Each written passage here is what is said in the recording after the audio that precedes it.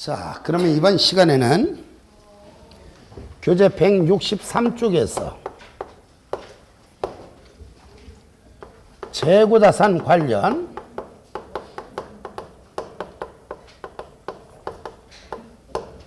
계산 문제,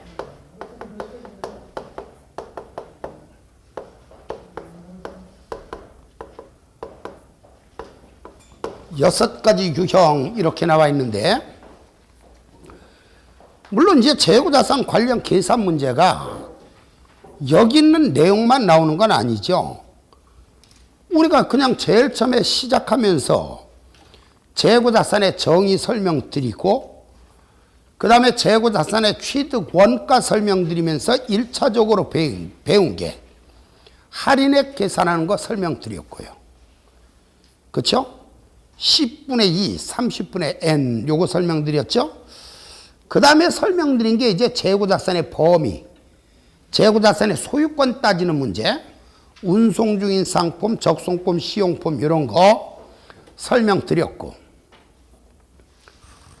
그 다음에 이제 설명드린 게 재고자산의 원가 배분으로, 개별법 문제는 뭐 솔직히 시험에 계산 문제로 나올 정도는 아니고 너무 쉬워서 나온 걸 아직도 본 적은 없어. 개별법 좀 나왔으면 좋겠는데, 제가 보니까 그 약 한 33년 전에, 그때 제가 초등학교 1학년 때예요. 초등학교 1학년 산수 문제에서 개별법 문제를 한번 본 적이 있고, 그거 빼놓고는 뭐 개별법 문제는 뭐 나올 만한 건 없고, 그 다음에 배운 게 뭐 한참 나이고 계산하고 계셔. 33년 전이면 딱 40 맞잖아요, 지금. 그 다음에 이제 설명드린 게 이제 선입선출법, 이거 선입선출법, 가중평균법, 소매제곱법. 표준원가법은 이론상으로는 설명을 했는데 사실은 설명할 게 없어요. 왜? 이건 원가액에서 실표, 여기서 나오는 내용이니까. 그러니까 이상, 지금까지 말을 한 그걸 제외한 나머지는 지금 전부 이 안에 있는 거예요, 이 안에. 크게 나누면 6가지 유형 정도로 구분할 수 있다고요.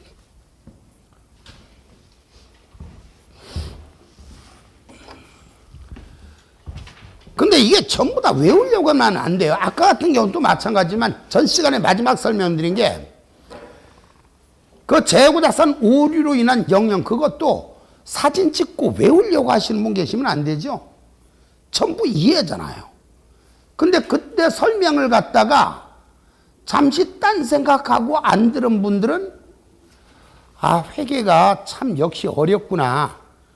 제가 볼 때 잠시 딴 생각하신 일부, 두세 분, 나한테는 회계가 참 어렵구나가 될 것이고, 대부분의 분들은 듣고 나서 이제 집에 가서 한 번만 더 보면 정말 회계가 이렇게 재밌을 수가, 이렇게 되는 거죠.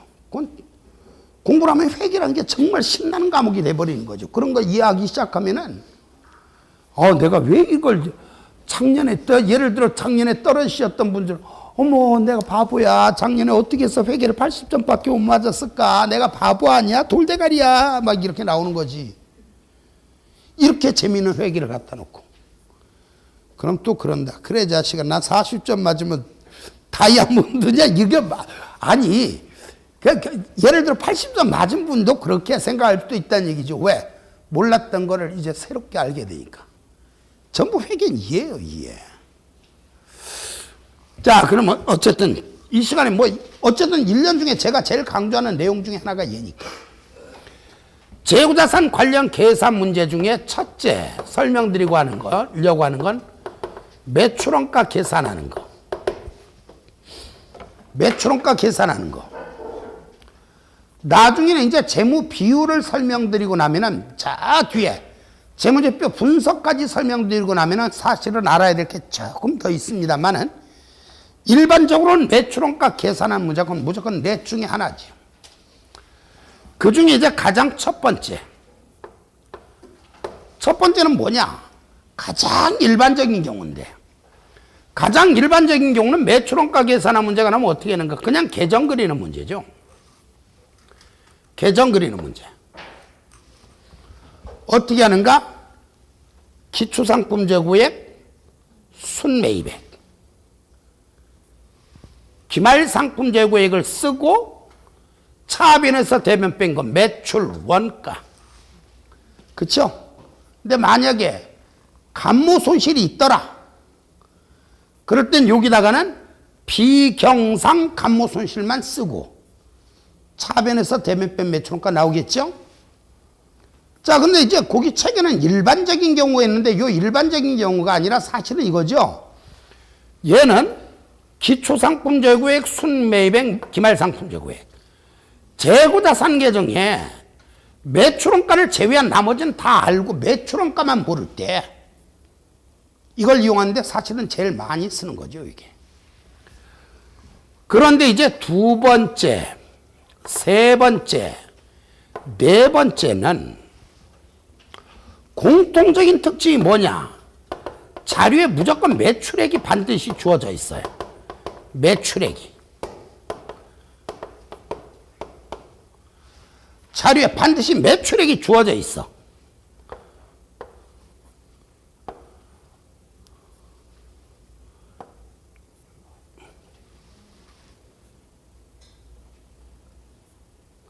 이 네 개는 무조건, 세 개는 무조건 매출액이 주어져 있어요.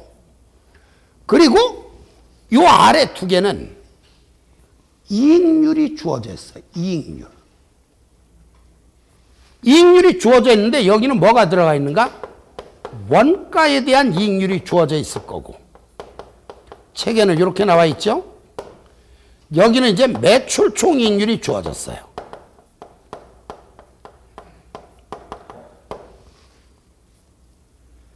여기는 이익률이 없어요.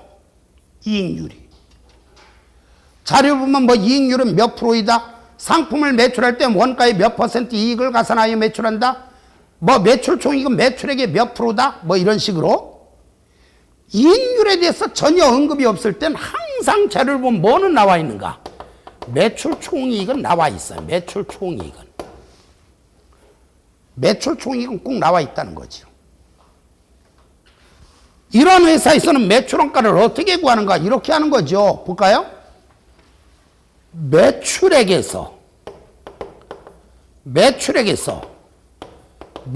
원가 뺀 게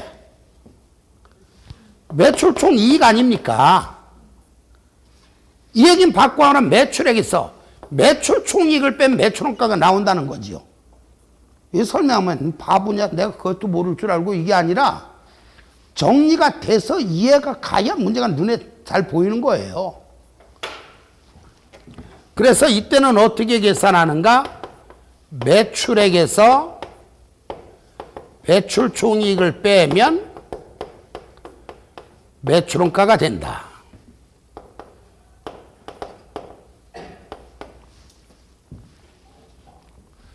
그러면 원가에 대한 이익률이 주어졌을 때는 어떻게 하는가? 역시 강의할 땐 예를 이렇게 드네요. 여러분, 예를 들어서 매출 원가에다가 1 곱하면 뭐가 나오죠? 매출원가 되죠. 매출원가에다가 이익률 곱하면 뭐가 되죠? 이익이 되죠, 이익. 한마디로 매출 총이익. 그러면 매출원가에다 매출 총이익을 더하면 매출원가에다 매출 총이익을 더하면 얘가 바로 매출액이잖아요. 그러면 얘네 더한 걸 직접 계산하려면 어떻게 하는가? 이렇게 하면 되겠네. 매출원가에다가 1을 곱하면 매출원가가 되고 이익률을 곱하면 이익이 되잖아요. 그러니까 매출원가에다 1 플러스 이익률을 직접 곱하면 뭐가 되는가? 매출액이 되네요. 이 얘기는 매출원가에다 1 플러스 이익률을 곱하면 매출액이다. 그 얘기는 거꾸로 갈 때는 매출액으로 매출원가를 계산하려면 어떻게 하는가? 1 플러스 이익률을 나누면 되겠네요. 매출액에다가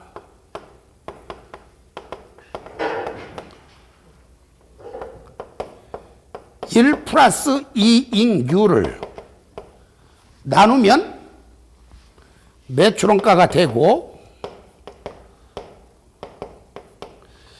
이게 뭐 애들도 그 뭐 강의하다 보면은 딴 생각할 때가 있는데, 성인들이야 얼마나 일이 많아요. 잡념 떠올 수 있어요. 집중 못할 수 있어요. 다만 집중 못했는데, 집중 못했는데 책을 봐도 이해가 안 가. 그때는 동강 듣고 한 차례 그 대목 다시 들어주셔야 돼. 집중을 하셔서 집에서라도. 그리고 이해가 가야죠. 이해가 간다면은 며칠 지나서는 한 번 더 봐야죠. 어차피 또 잊어버릴 건데. 자, 그럼 이번에 매출액과 매출 총이익률이라 나왔는데 잠깐 들어볼까요? 우리 매출 총이익률이라는 게 있어요. 자, 이걸 갖다가 저는 이제 이 말을 좀 특이한 말 조금 더 나오면 조금 더 어려워하는, 약간이라도 단 몇 프로라도 더 어려워하는 경향이 있어서 이 말을 안 쓰는데, 이제 우리보다 조금 수준이 높은 책들을 보면은 별도로 이렇게 매출 총이익률법 이런 표현이 나와요. 지금 설명드린 게 이게 매출 총이익률법인데, 이거 뭐 따질 필요 없이 매출 총이익률이라는 게 있어요. 매출 총이익률. 매출 총이익률이란 건 뭐냐? 매출액에 대한 매출 총이익의 비율입니다. 매출액에 대한 매출 총이익의 비율. 근데 사실은요, 이거는 이제 국제회계 기준에서 허용되는 방법은 아니에요. 왜냐하면 이건 실제 원가 흐름을 나타내는 비율이 아니라 추정에 의한 비율이야. 추정에 의한 비율. 뭐냐면은 과거 경험에 의한 비율이라고. 과거 경험에 의한 비율. 지금까지 우리가 몇 년인지 몇십 년인지 모르지만 통상적으로 매출액이 이 정도일 땐 매출 총이익이 이 정도 나오더라 하는 경험에 의한 비율이죠. 그러니까 매출 총이익률을 법으로 계산한 건 추정에 의한 금액이기 때문에 실제 금액과 다를 수가 있습니다. 따라서 국제회계 기준에는 허용되지 않아요. 하지만 우리 시험엔 어떤 경우라도 한 문제 이상은 반드시 출제가 되는 내용이에요. 이건 왜 이렇게 출제가 되냐면은 실제 기업에서는 이거 언제 써먹는가? 예를 들어서 뭐 화재가 당했다든가, 아니면 홍수로 인해서라든가, 아니면 도난으로 인해서라든가 해서 우리 회사 장부의 일부가 없어졌어. 일부가 남아있고, 그 남아있는 장부를 이용해서 없어진 장부에 있는 금액을 추정을 해내는 방법에서 써먹는 거예요. 그러니까 이건 과거 경험에 의해서 매출액이 이 정도일 때 매출 총이익이 이 정도이더라 하는 그 비율, 그게 매출 총이익률인데, 자, 됐고요. 그냥 이렇게 생각하자고요. 어떤 회사가 통상적으로 매출액이 1,000원일 때, 여기다 쓸까요? 매출액이 1,000원일 때 지금까지 경험에 의하면 매출 총이익이 300원 정도 나오더라. 매출액이 1,000원 나올 때 매출 총이익이 300원 정도 나오더라. 이 얘기는 바꾸어 말하면 매출 총이익률이 몇 %라는 얘기예요. 30%라는 얘기죠. 그렇죠? 자, 그럼 요 매출원가는 얼마냐? 이거 원가, 매출원가 이걸 계산하는 건데, 물론 예에서 예 빼면 나오네.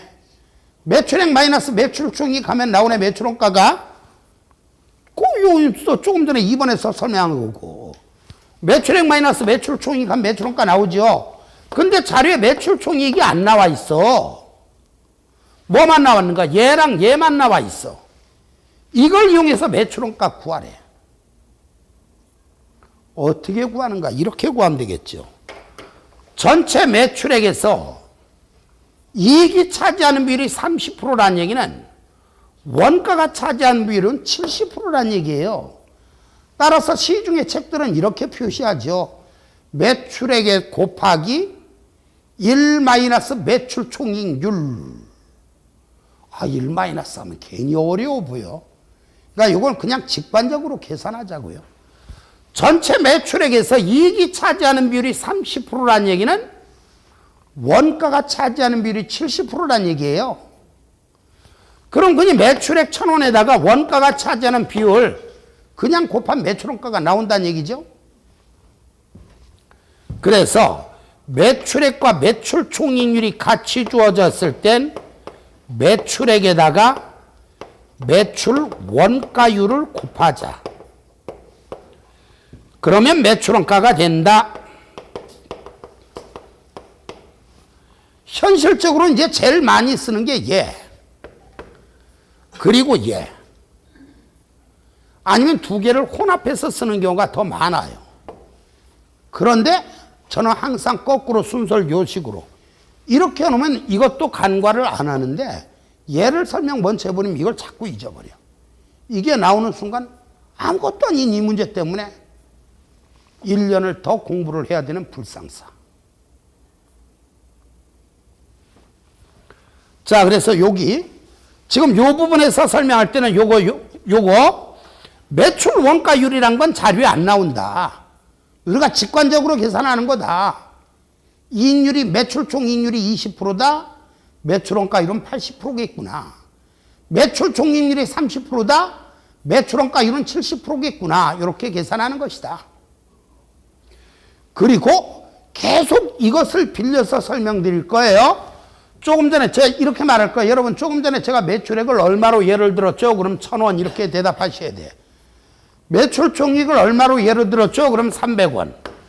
매출 원가를 얼마로 예를 들었죠? 그러면 700원. 매출 총이익이 몇 퍼센트야 싸요? 그럼 30% 계속 대답하셔야 되고 끝날 때까지. 또 외우지 말고 저절로 외워져 있어요. 들었으면. 자, 매출액 계산식 4가지를 살펴봤습니다. 이번에는 매출 원가 계산식 4가지. 이번엔 매출액 계산식 4가지. 매출액 계산식 4가지. 역시 나중에는 2가지를 더 추가로 할 건데, 자, 이제 매출액 계산하는 거 볼 것 같으면 책에는 이렇게 나왔네요. 1번에 이익률이 주어지지 않은 경우, 2번 원가에 대한 이익률이 주어진 경우, 3번 매출 총이익률이 주어진 경우. 3번과 4번은 결론은, 자, 1번은 어디에도 이익률에 대해서 언급이 없는 경우고, 2번은 원가에 대한 이익률이 주어진 경우고, 3번은 매출 총이익률이 주어진 경우고, 4번도 매출 총이익률이 주어진 경우예요. 그런데 여기는 매출 총이익률과 함께 매출 총이익이 주어진 경우고, 여기는 매출 총이익률과 함께 매출 원가가 주어진 경우죠. 이때 매출액은 어떻게 계산하는가? 자, 첫 번째를 살펴보죠. 이거. 이익률이 주어지지 않은 경우. 이거죠. 이거 보시면 돼. 여러분, 매출액에서 매출 총이익을 뺀 게 매출원가죠. 요거 보시고, 이 얘기는 바꾸어 말하면 매출원가에다 매출 총이익을 더한 게 얘란 얘기예요. 그죠? 근데 문제는 자료에 매출원가가 안 나온다는 거지. 그러면 어떻게 하는가? 이때는 이렇게 하는 거예요. 재고자산 계정을 그려요. 이거. 여기다 기초상품재고액 쓰고, 순매입액 쓰고, 기말상품재고액 쓰고, 혹시 감모손실이 있을 땐 여기다가 비경상적인 감모손실을 쓰고, 차변에서 대변 뺀 매출원가 나오죠? 매출원가를 먼저 구해. 그리고 바로 이 매출원가에다가 이때는 이익률이 안 나와 있을 땐 반드시 자료에 매출 총이익은 주어졌어요. 매출 총이익은. 바로 그걸 더한 게 매출액입니다.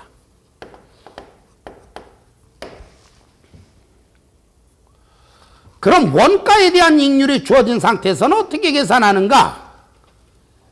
요거잖아요, 요거. 제가 매출액에다가 1 플러스 이익률을 나눈 게 매출원가라 그랬죠. 이 얘기는 거꾸로 가면 매출원가에다가 매출액 나누기 1 플러스 이익률이 매출원가라는 얘기는 거꾸로 가면 매출원가 곱하기 1 플러스 이익률이 매출액이라는 얘기인데, 문제는 조금 전과 마찬가지로 자료에 매출원가가 안 나와 있다. 그러면 기초상품재고액, 순매입액, 기말상품재고액 쓰고, 혹시 감모손실이 있을 땐 여기다가 비경상적인 감모손실을 쓰고, 차변에서 대변 뺀 매출원가 나오고, 바로 여기에다가 1 플러스 이익률을 곱하면 얘가 바로 매출액이다.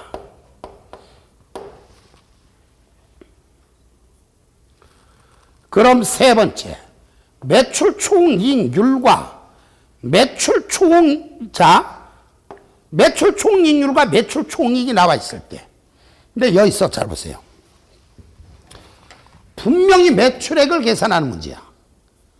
분명히 매출액을 계산하는 문제인데, 매출 총이익률은 나와 있는데 매출 총이익도 안 나와 있고 매출원가도 안 나와 있어. 그때는 어떻게 해야 돼요? 둘 중에 하나 먼저 구하기 쉬운 걸 구하면 되죠. 그럼 우리가 매출원가를 제일 많이 구하는 거니까 계정을 이용해서 매출원가를 구해. 그때는 세 번째 방식이 아니라 네 번째 방식으로 가죠. 그리고 이제 이 방식으로 계산을 하면 되는 거예요. 자, 그럼 매출 총이익률과 매출 총이익이 났을 때 매출액을 어떻게 계산하는가? 이렇게 보자고요. 조금 전에 예를 들 때 제가 여러분 매출액을 얼마로 예를 들었어요? 1,000원으로 예를 들었네요. 자, 매출 총이익을 얼마로 예를 들었어요? 300원이라고 예를 들었죠. 매출 총이익률은 몇 퍼센트라고 예를 들었어요? 30%라고 예를 들었죠. 그런데 갑자기 대답해 보세요. 얘가 뭐예요? 매출 총이익률. 얘가 뭐예요? 매출 총이익. 근데 갑자기 느닷없이 안 볼 때 빨리 지워야지. 안 볼 때. 지우더니 요거 얼마일까 계산하래. 얘가 매출액이잖아. 어떻게 계산해요?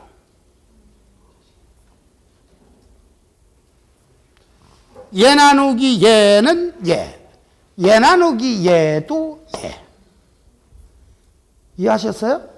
분수 계산하면. 얘 나누기 얘는 얘니까 얘 나누기 얘는 얘가 되는 거죠. 똑같잖아요. 얘 나오잖아. 결론은 이때는 어떻게 계산하는가? 매출 총이익 나누기 매출 총이익률 하면은 매출액이 나온다. 책을 보면서 이해가 가셔야. 어떤 분들은 가끔가다 그런 분 있어. 그거 지나친 잘난 척이에요. 제가 볼 때. 저거 당연한 걸 왜 설명하는지 몰라. 이런 분들 계셔. 가끔 한두 번씩 제가 만나요. 왜 그런 거 설명해서 머리가 더 혼잡해요. 그거 잘난 척이에요, 사실은. 이런 거 보면 당연히 지금 그럼 처음부터 끝까지 당연한 거 아닌 게 어딨어? 그럼 그거 왜 들어? 당연한 거 처음부터 끝까지. 이런 걸 보시면서 이해를 해야 문제 적응을 빨리 어떤 문제는 어떻게 대응하는가 판단을 할 수 있는 거죠. 자, 그럼 조금 전에 다시 예를 들을게요. 매출액을 얼마로 예를 들었어요? 1,000원. 매출원가는 700원. 매출 총이익률은 30%로 예를 들었죠? 안 볼 때 잽싸게 빨리 지워야지. 딱 지우더니 갑자기 얘 구하려면 어떻게 해야 되니? 물론 얘를 구하는 문제에 이익률은 나와 있는데 이것조차 안 나와 있다면 계정을 그려서 계산을 해서 하는 게 맞아요. 대부분 나와 있지만 만약에 혹시 매출원가도 안 나와 있다면 기초재고액 순매입액 기말재고액 구해서 매출원가를 구한 다음, 자, 이제 매출원가 구했으면 이제 어떻게 해야 돼? 직관적으로 그냥 계산하자 그랬잖아요. 전체 금액에서 이익이 차지하는 비율이 몇 프로란 얘기는? 30%란 얘기는 원가가 차지하는 비율이 몇 프로란 얘기야? 70%죠? 얘 나누기 얘는 얘 끝났잖아요. 매출원가 나누기 매출원가율 하면은 매출액이 된다 해서 매출액 계산식 4가지 설명드렸고, 그 다음에 세 번째,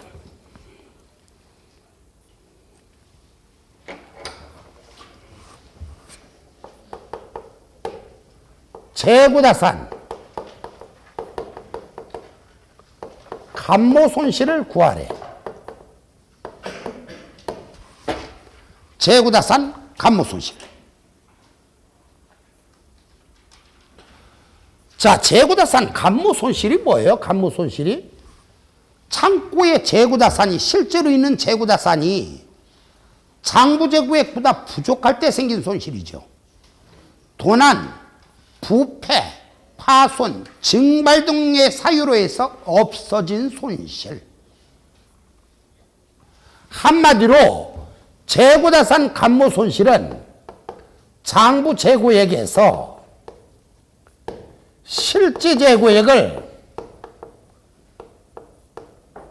빼서 나타난 손실이 감모손실인데, 어머 쉽다. 설마 이렇게 나올까? 장부재고액이 100만 원이다. 실제 재고액이 90만 원이다. 감모손실은 얼마인가? 이렇게 나올 리는 없잖아요. 그죠? 자, 이런 식으로 나오는 거죠. 문제는 감모손실 얼마인가? 이렇게 나올 수도 있고, 예를 들어 재고자산의 도난액은 얼마인가? 재고자산의 분실액은 얼마인가? 화재로 인한 재고자산의 소실액은 얼마인가? 또는 파손액은 얼마인가? 이런 식으로 나오는 거죠. 그럴 때는 어떻게 그리는가? 어떻게 계산하는가? 제가 여러분들한테 감모손실은 어떻게 구하나요? 자, 여기다가 조금 있다가 결과적으로 자, 이 재고자산 감모손실은 하면서 여기다 뭔가 정의를 쓰려고 하는데 됐고요. 자, 재고자산 감모손실은 어떻게 구하나요? 그러면은 항상 여러분 머릿속으로 요 말이 떠올르시면 돼. 계정을 그리거나 장원실시, 계정을 그리거나 장원실시, 요 말이 먼저 기억나셨으면 좋겠어. 계정을 그리거나 장원실시. 물론 열에 8번은 계정 그리는 겁니다. 열에 8번은 계정 그리는 거예요. 그럼 어떻게 하냐고요? 이거죠. 재고자산 계정 그려. 여기다 기초재고액 써. 여기다 순매입액 써요. 여기다 기말재고액을 써요.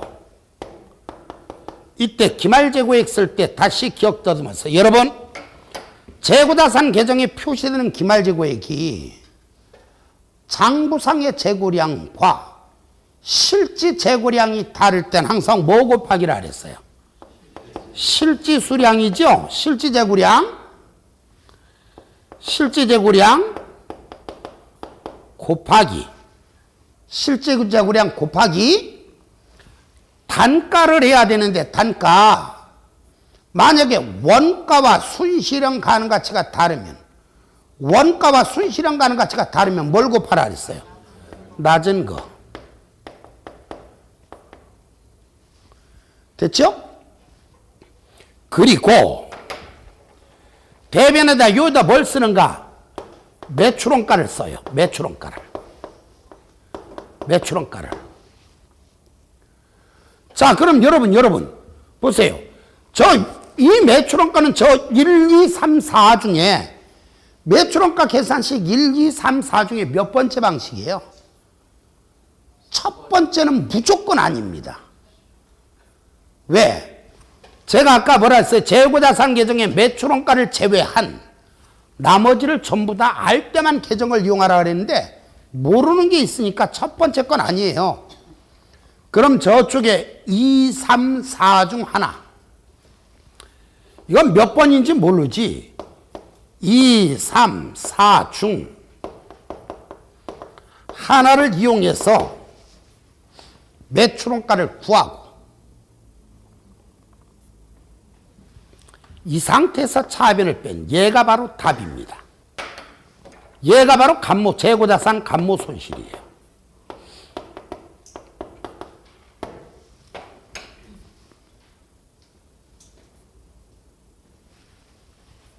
다음 제가 뭐라 그랬는가? 감모 손실을 계산하려면 계정을 그리거나 장원실시 이렇게 했거든요. 이 장원실시는 뭐냐? 자료를 보면은요 항상 재고자산에 장부상의 재고량이 몇 개인지 장부상의 재고량이 예를 들어 1000개라고 가정을 할게요. 장부상의 재고량이 자, 요것도 필기는 할까요, 오늘은? 장부상의 재고량은 어떻게 구해요?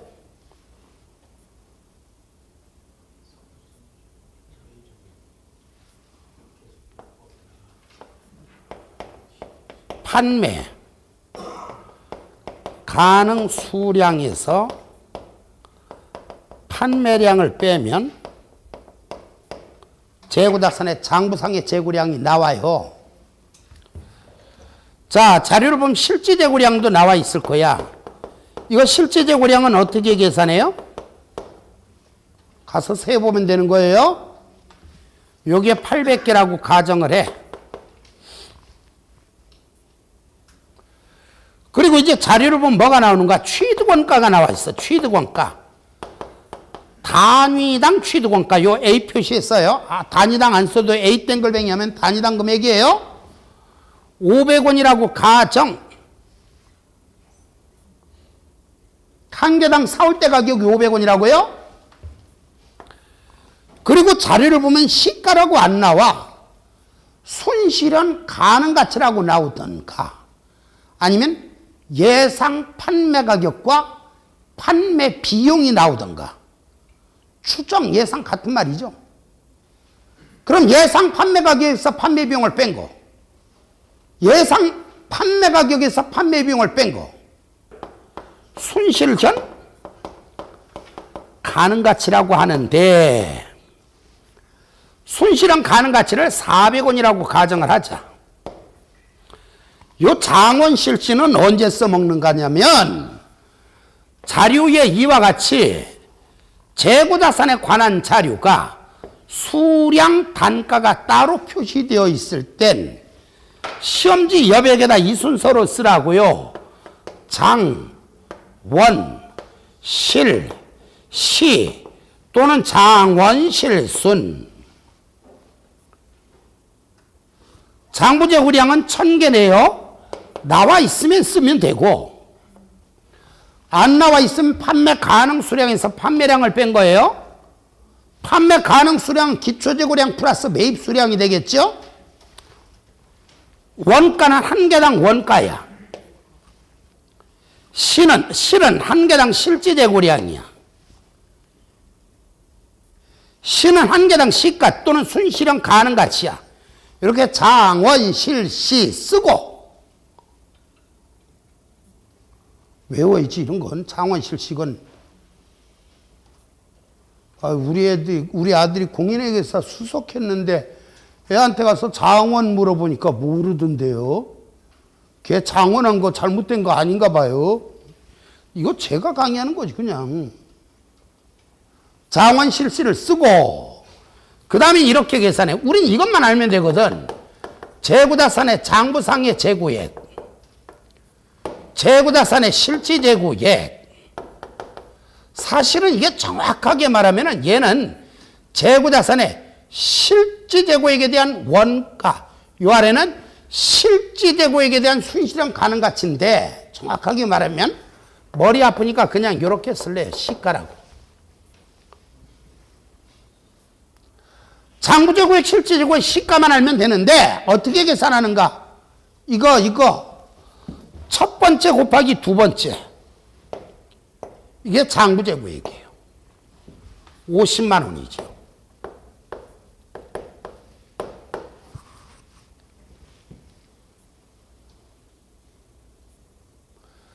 다음 두 번째 곱하기 세 번째, 두 번째 곱하기 세 번째, 요거 40만 원이죠.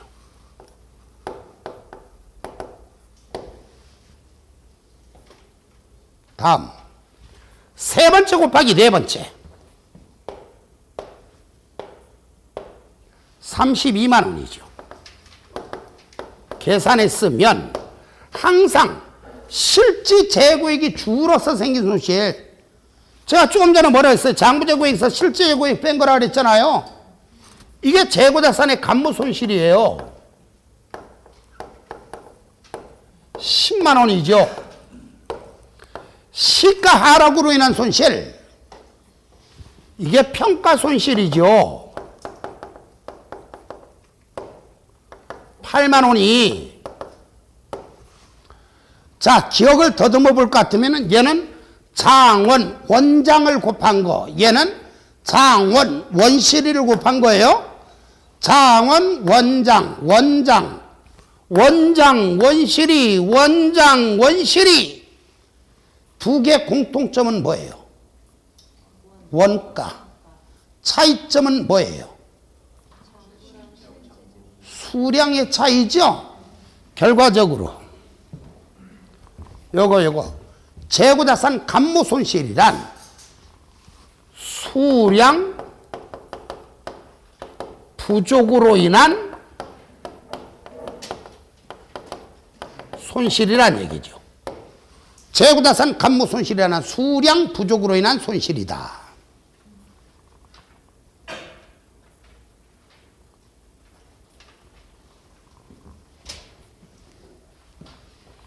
다음. 자, 이러면 간무 손실 끝났어요. 그러면 네 번째. 만약에 재고자산 평가 손실을 구하란 말이 있어. 자, 책하고는 좀 이제는 여러분들이 알아들으실 때가 됐기 때문에 책하고는 관계없이 좀 나갑니다. 재고자산 평가 손실은 확률적으로 1, 장원 실시예요. 장원 실시. 70%는 얘야. 재고자산 평가 손실을 계산하면 얼마인가 하면 장원 실시를 그리면 돼요. 근데 이 장원 실시를 그리기 위해선 전제 조건이 뭐야? 수량 단가가 나와 있어야죠. 그런데 이 경우가 아니면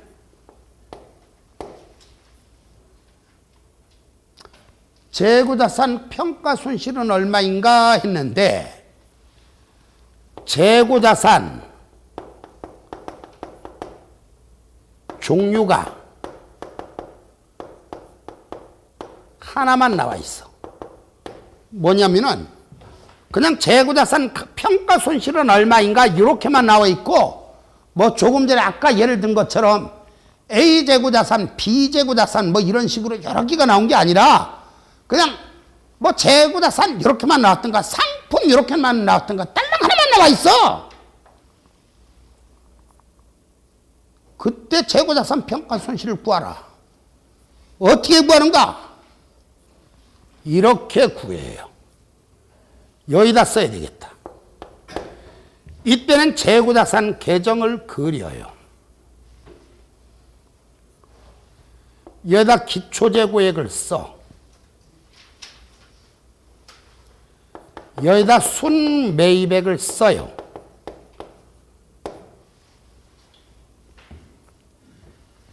여기다 매출원가를 써요.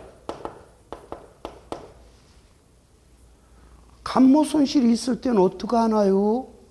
그럴 때는 여러분은 이미 알지만 그거 불어 다 틀리세워야 돼. 왜? 출제자가 이게 완전히 지금 악을 먹고 출제한 건데, 정답자 한 명도 없으라고 출제한 건데 그것까지 맞으면 기분 나쁘죠, 출제위원이. 감모손실도 있다면 그때는 비경상 감모손실을 쓰면 되는데 안 나와. 그것까지 하면 그건 진짜 출제위원이 그거 맞는 사람들을 죽으면서도 그걸 맞다냐고서 눈을 못 감아요. 그건 안 나와. 그냥 차변에서 대변을 빼면 뭐를 할 수 있는가? 얘가 바로 뭐냐? 재고자산의 기말상품에 대한 원가가 되는 거예요. 기말상품에 대한 원가. 바로 요 기말상품의 원가에서 한 번쯤 제가 모의고사 때 한번 만들어 보고 싶어요. 감모손실 있는 것까지. 요 강의가 이해하셨던 분들은 그거 안 틀릴 거예요.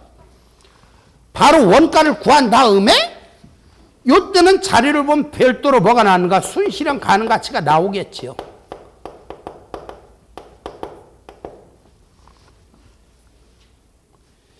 이게 평가 손실입니다. 이게 답이야.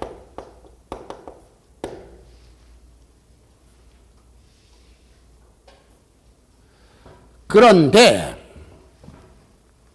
3. 재고자산 종류가 다수가 나와 있어. 다수. 아까 배운 거 이거 A 재고자산, B 재고자산, C 재고자산, D 재고자산 뭐 이런 식으로 다수가 나와 있는데 전제 조건 원재료가 없는 경우, 원재료가 없는 경우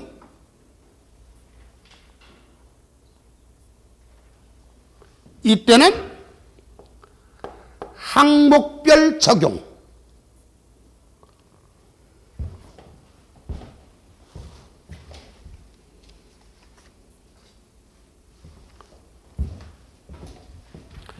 아까 우리 기본서 160쪽 예제 13번 있죠? 그 식으로 풀면 돼요. 그 식으로 풀면.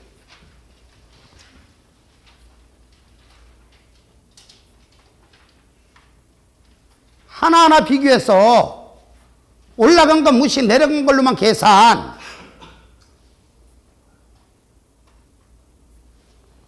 그런데 재고자산의 종류가 5개인데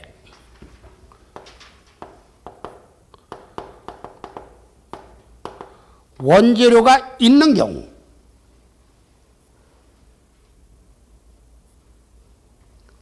어떻게 하냐고요?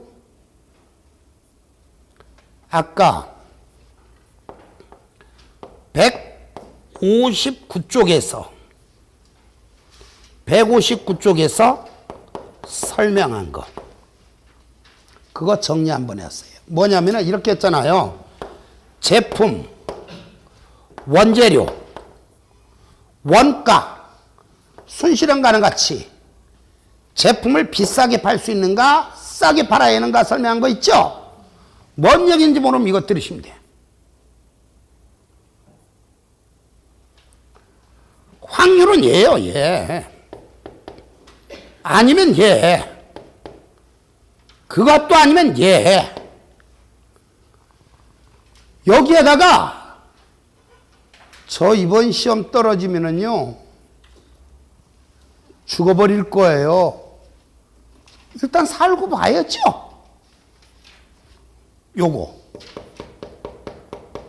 요거까지 강의를 듣던 어쨌든 다시 한번 정리해 주신다면 이런 분이 떨어지면 세상에 누가 붙습니까? 이거 말도 안 되는 거지. 재고자산 평가 손실 계산하는 거까지 설명했고,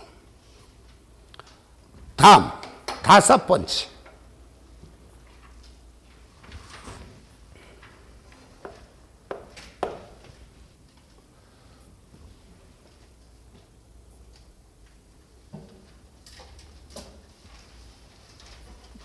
비용 총액이죠. 5번째가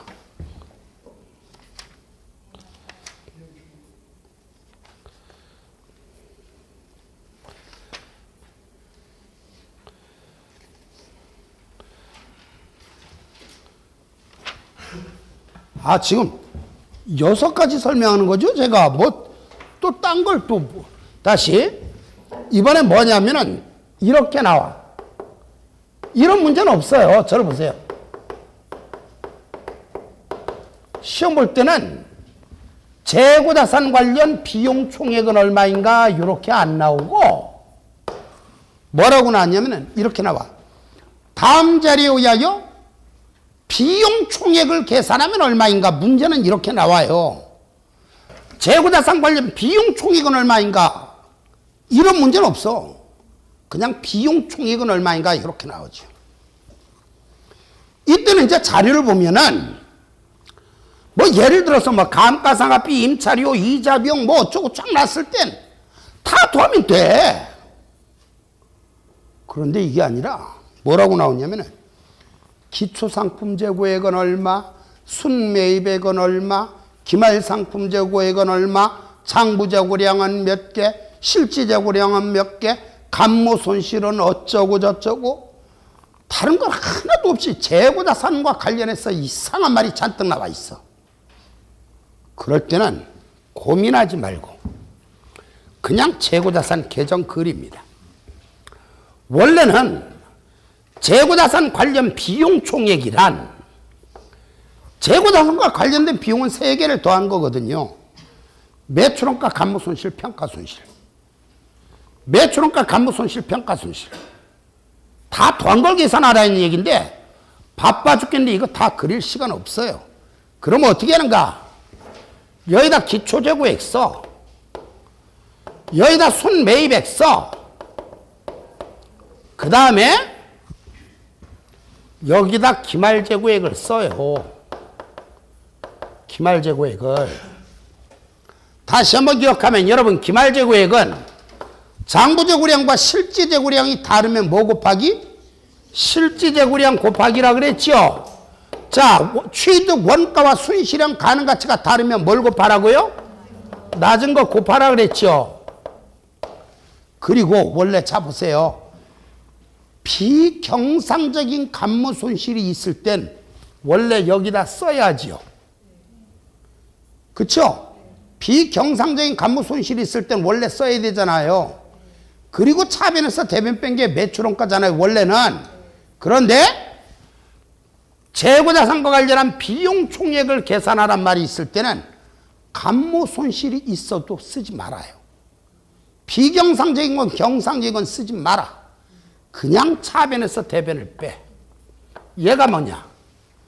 그럼 얘가 감모손실이 있음에도 불구하고 여기다 감모손실을 쓰지 않고 차변에서 대변을 뺐다면 이 금액은 매출원가에다 감모손실까지 다 더한 금액이네. 그죠? 결론은 얘가 비용 총액이야.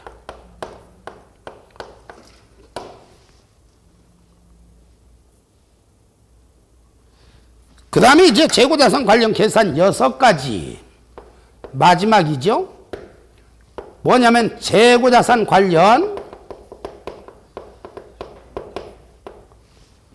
당기순이익은, 자, 그럼 여기서 잠깐 시험 볼 때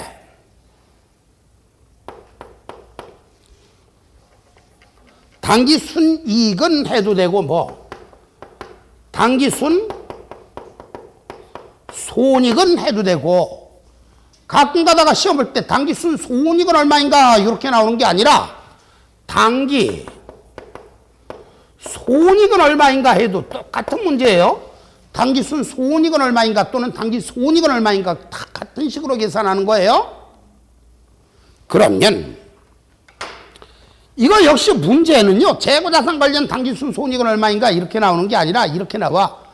다음 자료에 의하여 당기순 이익을 계산하면 얼마인가 또는 당기순 손익을 계산하면 얼마인가 또는 다음 자료에 의하여 계산한 당기 손익은 얼마인가. 근데 자료를 봤더니 뭐 수익 비용이 잔뜩 나와 있는 게 아니야. 아, 수익 비용이 잔뜩 나와 있으면 수익 마이너스 비용이 당기순 손익 그렇게 계산하면 되는데, 다른 건 하나도 없이 재고자산과 관련된 내용만 쫙 나와 있어. 예를 들어 기초재고액은 얼마, 순매입액은 얼마, 매출액은 얼마, 기말상품재고액은 얼마, 뭐 감모손실은 어쩌고 저쩌고, 순실현 가능가치가 어쩌고 저쩌고, 이 3말 쫙 나와 있죠. 고민하지 마세요. 그때는 무조건 자료를 보면 매출액이 나와 있어. 매출액. 그 매출액에다가 요거 뭐예요 얘가? 조금 전에 말하는 요걸 말하는 거죠?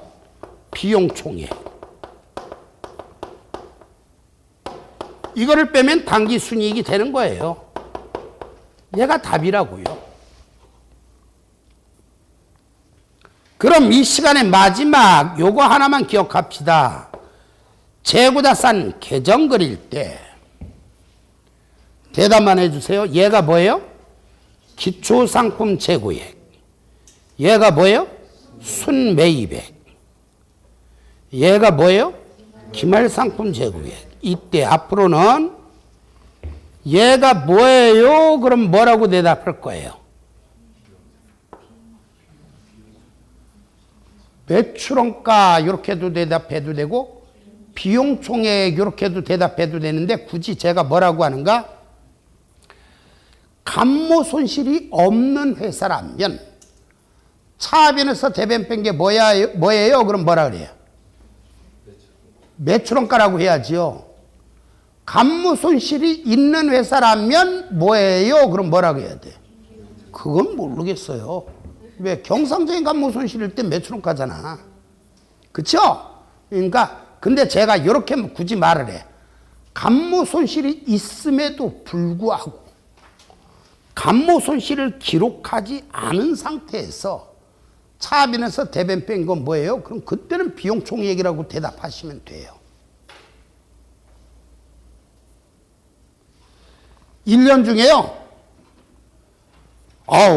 오늘 나간 게 1년 중에서는 어쨌든 제일 중요한 문제 단원일 수도 있는 엄청난 양이기도 하지만, 그 중에서도 마지막 시간에 강의한 이 내용이 사실은 제가 가장 강조하는 내용입니다. 동강을 몇 차례 들어서라도 일단 중요한 건 이해를 하셔야 돼요. 일단 다음에 뭔 말을 할지가 기억이 나셔야 합니다. 어쨌든 오늘 거 1년 중에 제일 중요한 내용주이고, 그 중에서도 마지막 거 가장 강조하는 내용입니다. 시간이 조금 더 했으면 좋겠으나 강의가 나이가 어색하죠.